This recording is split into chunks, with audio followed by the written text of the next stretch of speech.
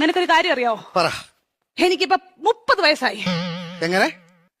35. Correct പറ. അങ്ങോട്ടും ഇല്ല ഇങ്ങോട്ടും ഇല്ല 40. Okay, follow me.